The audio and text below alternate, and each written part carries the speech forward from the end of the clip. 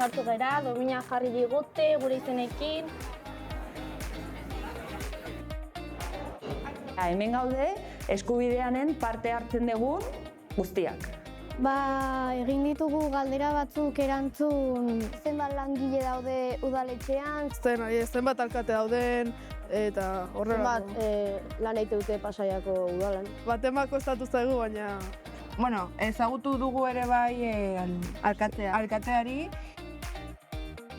Gure klasean uste dut lan dugula politikoa, kazetariak. Gaixo, gaur otsaila 5 eta Donibanen saio bateratu bat egiten ari gara. Zer iruditzen zaizu eskubidean proiektua? Iruditzen zait proiektu oso polit bat, hola ezagutu ditzakegu gure herriko haurrak eta gainera zuek parte hartzen dezute aktiboki eta idei pila botatzen dezute.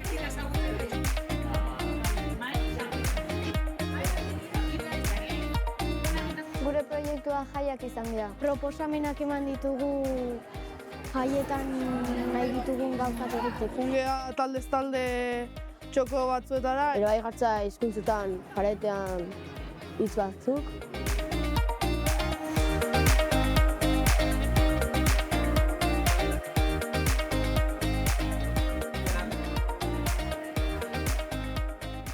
Iruditzen zait, ekintza oso polit bat, ikastola artean ezagutzen garelako jende askorekin, eta ideia berriak pentsatzen. Oso gustora egon geha, errepikatzeko.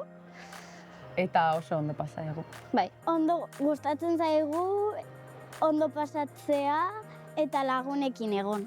Ezagutu dugu alkateari, jende berria, beste eskolak ere bai, eta ezagutzen dugu besteen ideiak ere bai, eta zen gauz nahi dute eta horrela.